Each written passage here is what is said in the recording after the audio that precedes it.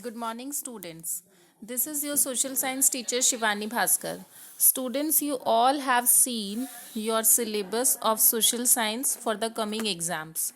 And today we have already completed our syllabus in the previous class also. But from today we are going to start our revision. So, first of all, we are going to start with history chapter number 7, and the name of the chapter is New Questions and Ideas. Basically, students, in this chapter we have studied about Buddhism and Jainism. Then we have studied about what is monasteries, the story of Kiso Gotami, then the story of a wise beggar. So these all things we have already studied, and today we are going to just revise all these things again, important points from the whole chapter.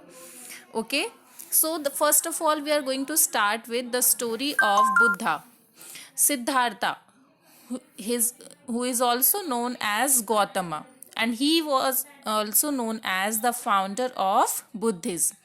Now, students, at the time when there was so many changes, it was time around 2500 years ago. At that time, there were so many changes going around in the cities and in the villages also. Life was changing. Okay, at many thinkers that time were trying to understand about these changes, and they also wanted to try and find out the true meaning of life. Now, the Buddha, who belonged to a small Ghana group, he also wanted to know what is the true meaning of life. And he wanted to search, he left his home, he left all the comforts just to search the true knowledge of life. Then he wandered for several years, meeting and holding discussions with the other thinkers. Then finally, he decided to find his own path, and then he meditated under a peepal tree at Bodh Gaya. Where he meditated? In Bodh Gaya in Bihar. Okay, he meditated here for many days. Finally, he attained enlightenment, and after that, he was known as Buddha. What is the true meaning? What is the meaning of Buddha? This also I told you. The meaning of Buddha is wise man. Okay, then he went to Sarnath near Varanasi, that I have shown you in the map also, where he taught for the first time, and rest of his life he spent in traveling from one place to another. And why he traveled from one place to another? Because for teaching people, until he passed away at Kushinara. Now, Buddha said that our life is full of sufferings and unhappiness. And why we are feeling so unhappiness, and why all these sufferings are coming in our life? Just because we have so many desires and cravings.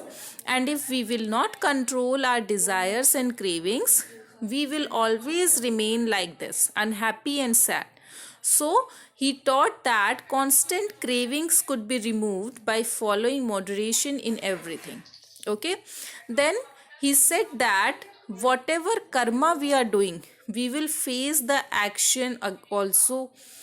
That means he believed that the result of our actions, whether good or bad, affects us. Okay, both in this life, or it can also affect in the next life also. And he taught everyone in the Prakrit language. It was the language at that time that could be understood by all. Okay, so all his messages were in Prakrit language. See, students, then we studied the story of Kiso Gotami, that what is Upanishad. Many Upanishad thinkers were there. Okay, those who wanted to know the true meaning of life, and they also wanted to know what is about life after death. Okay, they desired that the Atman and individual soul are ultimately one thing. They told that our Atma and our soul, these two are the one thing. Then many of them recorded their ideas also. Okay, then the story of wise beggar, this we have already studied. Then we have studied about Satyakama Jabila. Who was he? He was a very he was a very famous thinker of his time. He was very poor actually, but because one of his guru gave him education, he was also known by his mother's name. What was the name of his mother? She was a slave woman, Jabeli. Okay, so he attained enlightenment and he also became a very wise thinker of that time.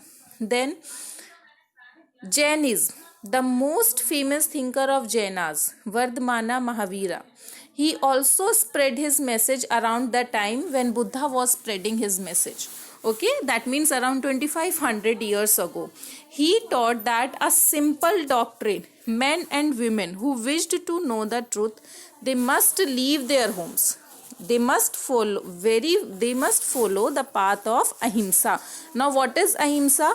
Ahimsa means not to hurt or kill any living beings. Okay, so he said that to all and everyone the life is very precious and life is very dear. Okay, he also used Prakrit language.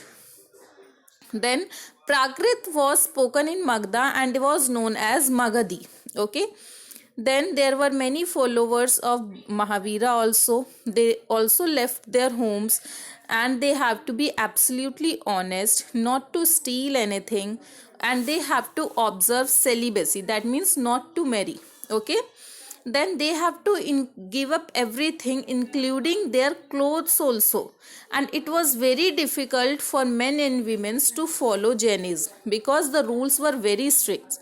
So many thousands of them left their homes, but those who could not left their homes, they remained behind and supported these monks and nuns, okay, by providing them food and other basic necessities. So this was about Jainism.